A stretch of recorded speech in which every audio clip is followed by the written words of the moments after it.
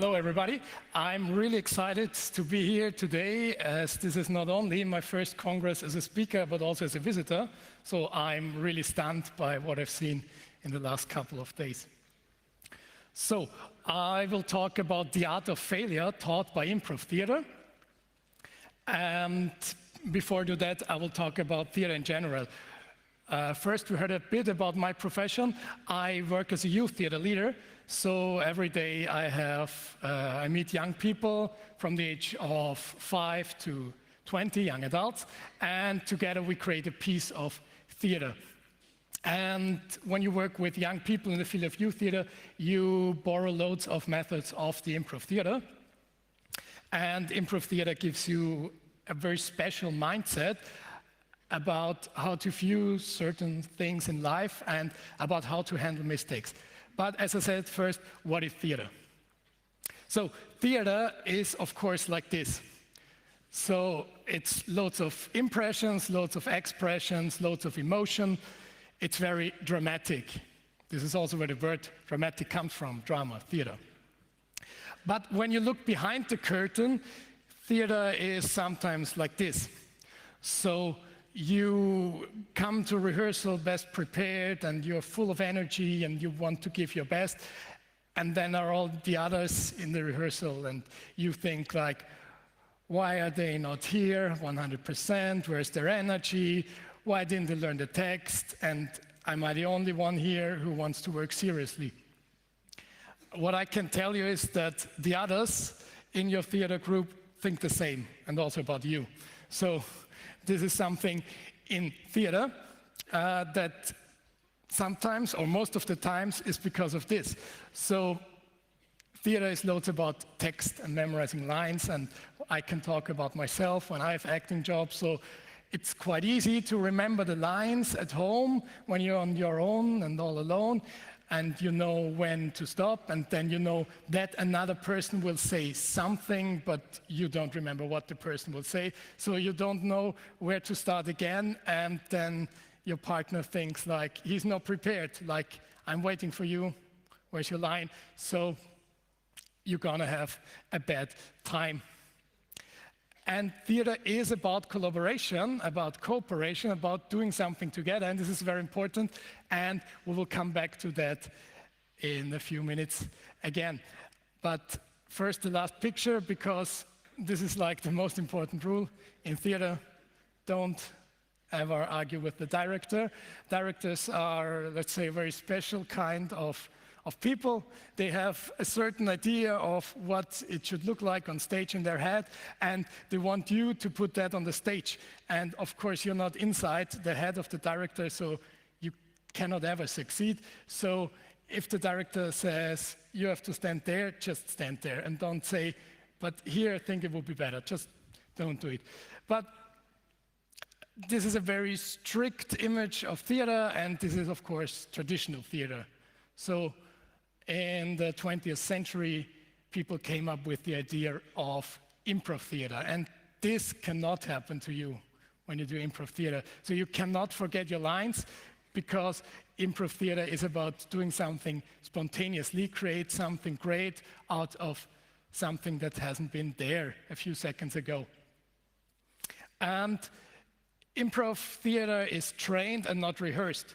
So you call it an improv training and not an improv rehearsal, because you have some games that you get to know, and then you train them with your partners, and later you will present them on the stage.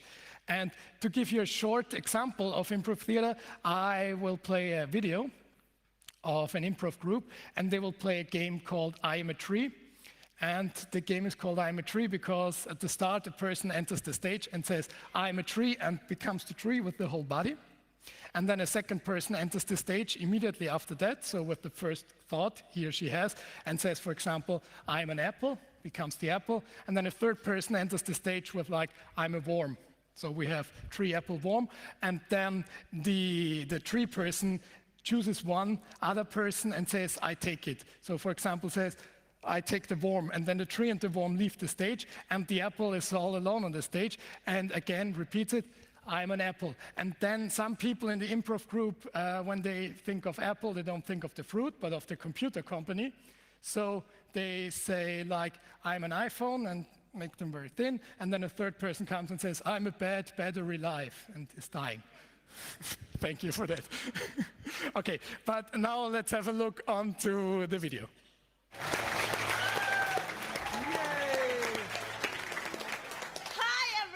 We're going to do some improv for you. It's completely unscripted theater, created on the spot, never to be seen again, never seen before. I am a tree. Ding. I'm a tree. I'm a bird or fly. I'm a tire swing. I'll take the tire swing. I'm a bird or fly. I'm a branch. I'm a falling leaf. I'll take the falling leaf. I'm a branch. I'm a banker. I'm a bowl of mints. I take the banker. I'm a bowl of mints. I'm a mint spoon. I'm an awkward silence. I take the mint spoon. I'm an awkward silence. I'm a boyfriend. I'm a raccoon. I'll take the raccoon.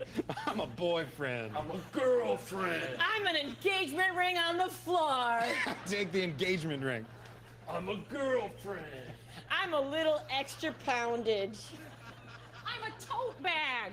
I'll take the tote bag. I'm a little extra poundage. I'm a NASCAR fan. I'm arthritis.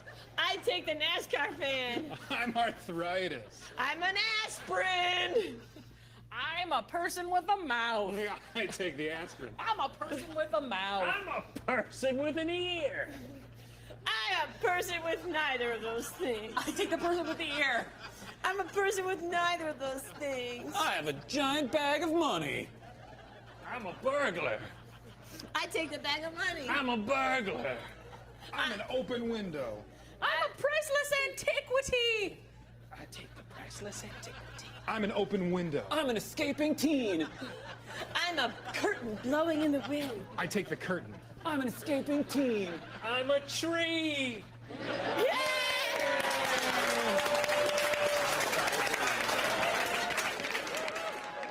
So we see the game ends when there's the tree again. So it shouldn't last for more than 3 minutes, as we've seen here.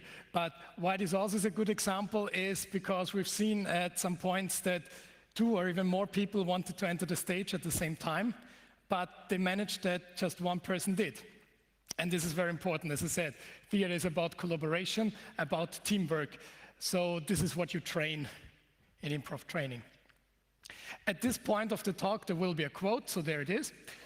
It's a quote from Keith Johnston. Keith Johnston is like the godfather of improv theater.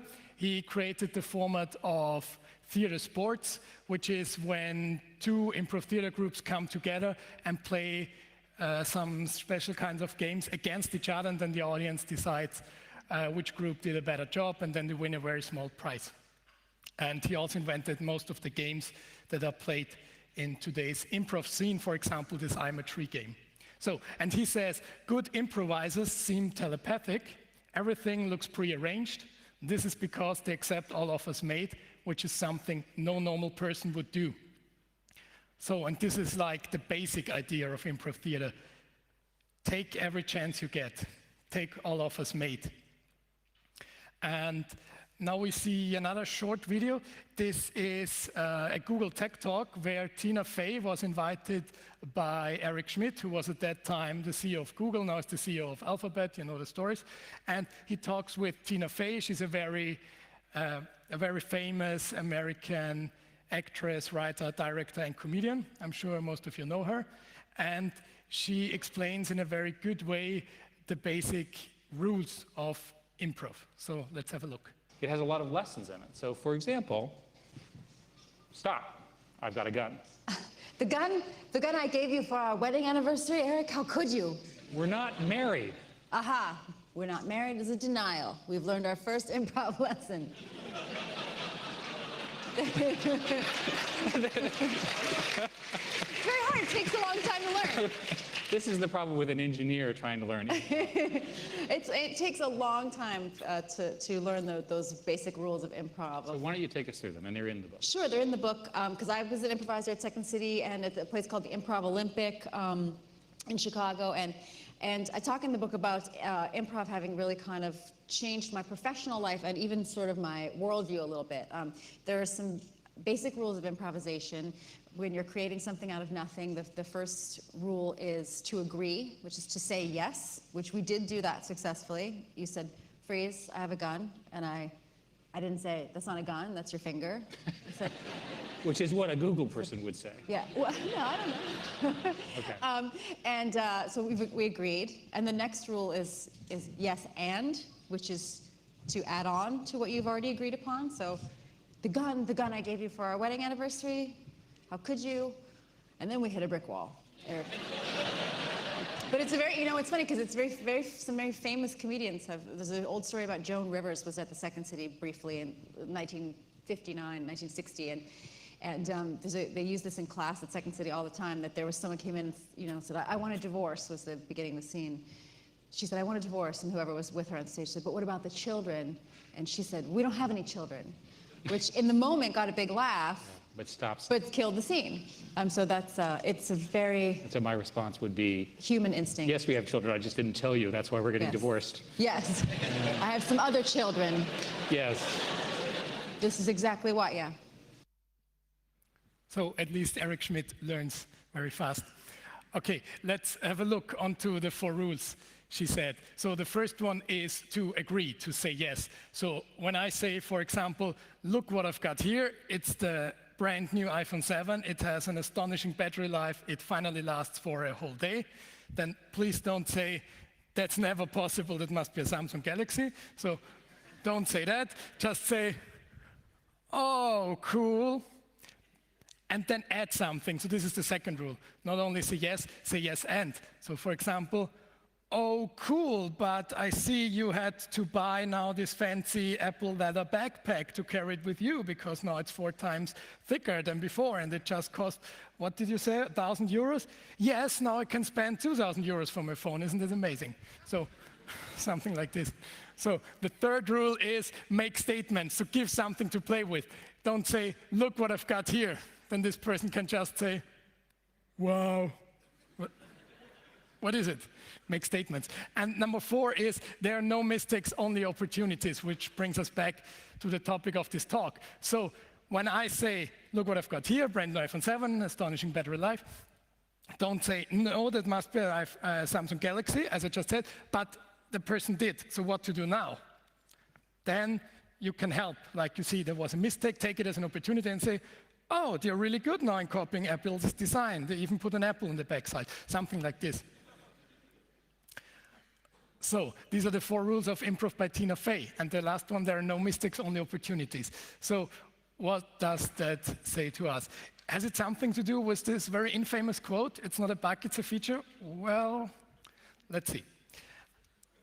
Important thing is to take every chance you get. This is important. So when you play improv theater with another person, then really take every chance you get. So I give the person loads of stuff, like it's the iPhone 7, it's brand new, astonishing battery life, and so on. So this person has many choices to play with now. Second, if something goes wrong, try to make the best out of it without pretend that it didn't happen at all. So everybody would figure out that he did a mistake when he said, no, this must be a Samsung Galaxy. Oh, yeah, nice iPhone. So this is, yeah, it's bad. He wanted to pretend that it didn't happen. So when we look onto it's not a bug, it's a feature, we could rather say like, yeah, it's a bug, and we even implemented 10 bugs, and the person who finds all 10 of them gets a very fancy prize. So something like this would be out of the mindset of improv theater. And the last one, most of the times there's somebody to support you.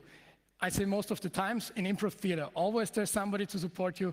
In life, yeah, we know there's a situation where there isn't somebody to support you, But when you have a closer look, in many situations there would be somebody. So in improv theater, that means like when I say, no, this is a Samsung Galaxy, and then this person stays like, what to do now? Then a third person could enter the stage of the improv group and says like, I'm a very fancy patent lawyer, I know all the stuff about Samsung and Apple, so let me have a look. So then it would be 3 people, and at that time, the other 2 could think about it. Now we have a look onto Del Close's 11 commandments. So he has not 4 rules, but 11. Del Close was a very famous and very popular coach on improv for actors and for comedians. And he had these 11 commandments. So let us have a look onto number 1. It's you are all supporting actors. Again, theater is about collaboration. It's teamwork based. So when you work in a team, don't try to be the best in the team, because then you're not a team. Then you're against each other. So when you work in a team, do it as a team. You're all supporting actors. This is number 1. Number 2, always check your impulses.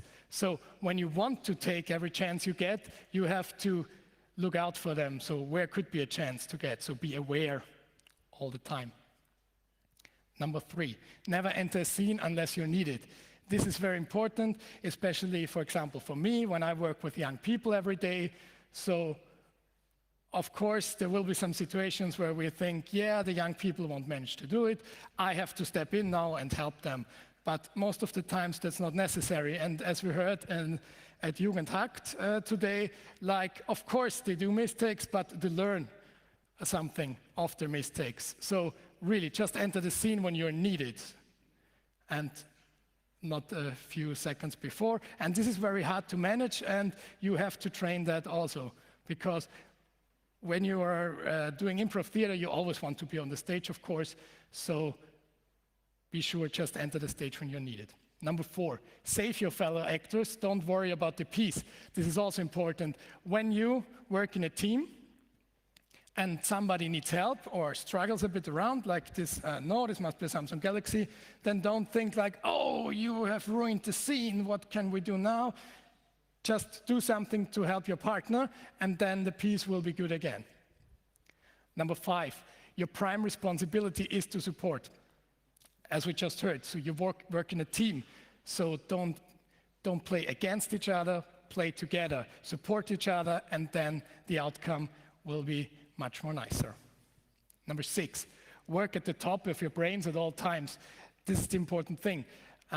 Act out your first thought. So when we look back onto this I'm a tree thing, like the first enters the stage, I'm a tree, and then the other thinks like, okay, tree, this could be in a forest, this could be in a garden, oh, it's Christmas at the moment, so I could do something about Christmas trees.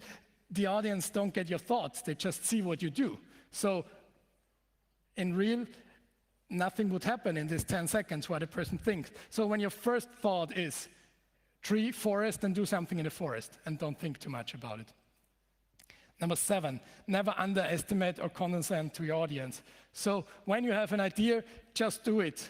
You can think later when the piece is over, did the audience get what I wanted to tell them? Because of course, at least one person will get what you want to show, and most of the times everybody got it. Number 8, no jokes unless it's tipped in front that it is a joke. So if you want to be funny, it's always good not to try to be funny. So the most funniest situations on a stage come out when you don't prepare a joke and want to do something. Just act in the moment, and then the most funniest situations will come up. And of course, when you enter the stage, do you want to hear a joke? And the person says yes, then don't say, no, I'm not allowed. Then tell your damn joke, but then continue the scene. Number 9, trust is very important. Trust your fellow actors to support you. Trust them to come through if you lay something heavy on them, and trust yourself. This is also important. To be able to trust my partners, I have to trust myself at the very beginning, then we can trust each other as a group and we can rely on each other. So again, teamwork. When we do something as a team, everybody in the team has to be sure that what will come out in a very good way, because we're a very good team. And this is why we are a team, because we help each other, we support each other.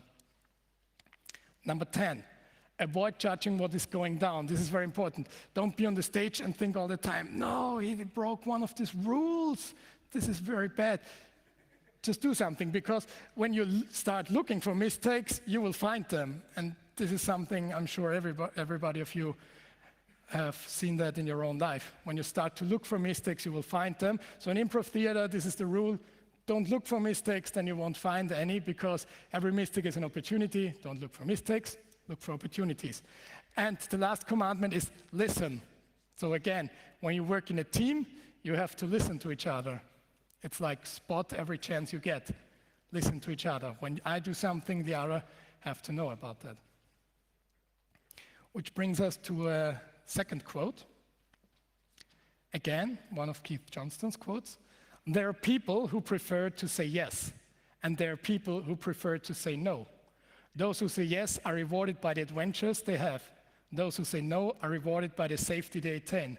And this brings us to the motto of this Congress, gated communities. Of course, you can stay in your community, and maybe, or for sure, this is very comfortable, and nothing will happen to you, and you're protected in your community, but you will miss so many things that are out there when you step outside of your community.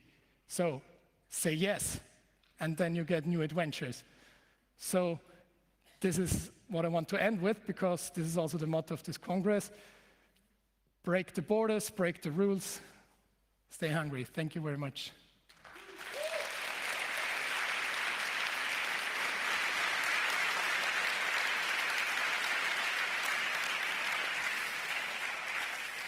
Okay, thanks very much for the talk. So if you have any questions, please line up at the microphones and we will get your answers to that.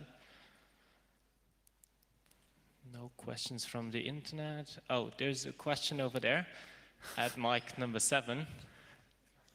Do you practice your talk or do you improvise? Very good question. I'm sure you heard it. I'm not a native English speaker. So I said at the beginning, when we had a quick chat before, like when I would have done the talk in German, I would have improvised. As it is in English, I improvised it once, tried to remember it. This was 3 days ago at home, and then yesterday and today I repeated it again. So, like again, was not a rehearsal. I didn't have a note or anything. I just tried to repeat it and to train it. So, yeah, kind of. Okay, mic number 2. I once did an improv course, and I definitely want to do it again, especially after seeing your talk. So thanks for the opportunity. What I wondered about, I had another friend at another conference or so, and he also did improv theater. And then, like during the conference, we actually just played with each other a bit. You know, do you know about these real life, like, you know, there's the improv theater thing where you just are in some room and you meet for the games and all the stuff, but the interaction, like in reality, like even up to a game where you go like, okay, let's go to the hotel and try to get a booked room or something, you know? Yeah, this is more like a training for improv. It's like not a show, so this is a very good training, of course. Let's try something out in the real world. So this is called the hidden theater. So, and this could be improvised because you don't know what will happen when you be in a public space, what will the other people say when you don't tell them that it's theater. So of course you have to train improv for that, but this genre is called hidden theater. But it's also part of the improv theme, basically. Yeah, you can train improv by doing it. Yeah. Okay, thanks. Welcome. Okay, next question from mic number 1, please. I don't know anything about improv until now, but I'm very excited about the I Am a Tree game, and we're going to play it later. Can you also recommend maybe another improv game for noobs? Yeah, I can definitely send you some written down, so we can meet afterwards. I also wrote into the talk description that there will be a workshop. This was very optimistic because I wanted to do the talk first and then want to know who would be interested in a workshop. So if you find me after this talk and we're more than 3 people who say I want to do a workshop, we can do something together tomorrow.